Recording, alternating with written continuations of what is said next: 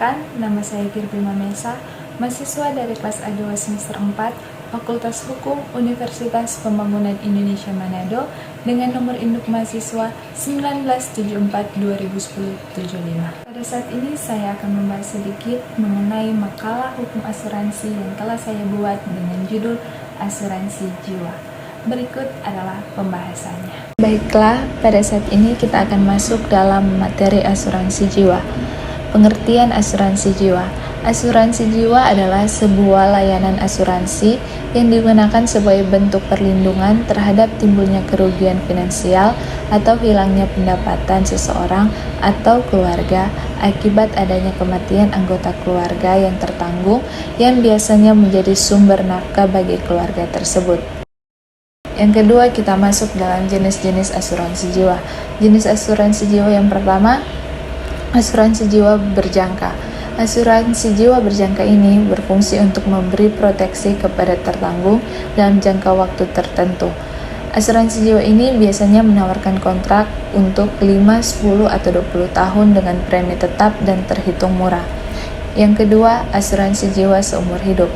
Asuransi jiwa seumur hidup memberikan perlindungan seumur hidup, meski biasanya perusahaan asuransi membatasi manfaat perlindungan hingga hanya 100 tahun. Yang ketiga, asuransi jiwa dwiguna. Jenis asuransi jiwa dwiguna atau endowment insurance ini sesuai dengan namanya adalah asuransi yang memiliki dua manfaat, yaitu sebagai asuransi jiwa berjangka sekaligus dengan tabungan. Artinya, sebagai pemegang polis dapat memperoleh nilai tunai dari premi asuransi yang sudah dibayarkan berupa uang pertanggungan jika tertanggung meninggal dunia dalam periode tertentu dengan kebijakan polis, dan juga dapat menarik polis dalam jangka waktu tertentu sebelum berakhirnya masa kontrak. Dan yang keempat, asuransi jiwa unit link. Asuransi jiwa jenis ini menggabungkan manfaat asuransi dengan investasi dan paling sering ditawarkan oleh agen asuransi. Selanjutnya kita masuk dalam manfaat asuransi jiwa. Yang pertama, melindungi ahli waris. Yang kedua, mencegah terjadinya kerugian yang besar. Yang ketiga, investasi dalam asuransi. Dan yang keempat adalah pengelolaan keuangan yang tepat. Kita masuk dalam bentuk perlindungan hukum pemegang polis terhadap penerapan klausula baku asuransi jiwa di Indonesia.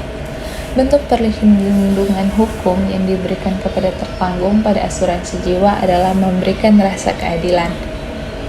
Keadilan berkontrak dalam asuransi dapat terlihat dalam suatu perjanjian ketika kedua belah pihak mencapai suatu kesepakatan untuk sama-sama mengikatkan diri tanpa adanya tekanan dari pihak lain.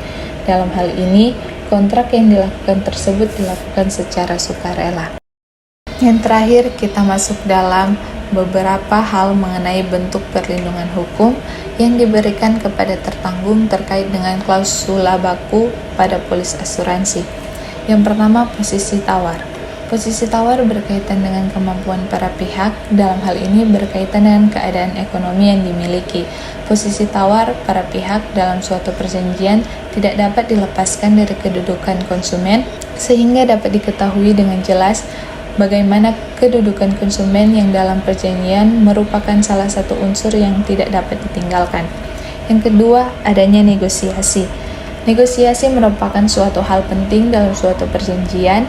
Dengan melakukan negosiasi, maka kedua belah pihak dapat mengetahui hak serta kewajiban yang akan dilaksanakan. Negosiasi dalam suatu perjanjian muncul karena para pihak memiliki tujuan masing-masing yang ingin dituju, sehingga dengan negosiasi tersebut diharapkan tercapailah suatu kesepakatan.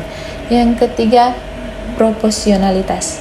Dalam klausula perjanjian proporsionalitas, suatu perjanjian dapat dilihat dari adanya pertukaran kepentingan yang ada dari masing-masing pihak. Dalam hal ini, apakah pihak debitur maupun pihak kreditur dalam perjanjian tersebut. Oleh karena itu, proporsionalitas yang ada di dalam suatu perjanjian dapat dilihat pada isi klausul-klausul dalam perjanjian tersebut. Dan yang keempat, adanya keseimbangan. Dalam perjanjian, keseimbangan yang ada di dalam kontrak dapat ditelaah pada kondisi para pihak sebelum melakukan kontrak tersebut. Itulah hasil presentasinya, diucapkan terima kasih.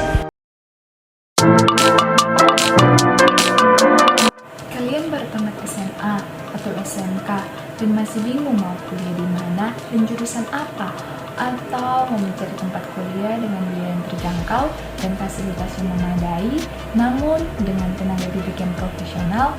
Nah, dalam video ini aku akan merekomendasikan universitas swasta yang berada di Kota Manado, yaitu Universitas Pembangunan Indonesia Manado. Di Universitas Pembangunan Indonesia Manado terdapat 6 fakultas, yaitu Fakultas Hukum, Fakultas Keperawatan, Fakultas Teknik, Fakultas Sosial Politik, Fakultas Pertanian, dan Fakultas Sastra. Ayo segera daftarkan diri Anda bersama kami di Universitas Pembangunan Indonesia Manado.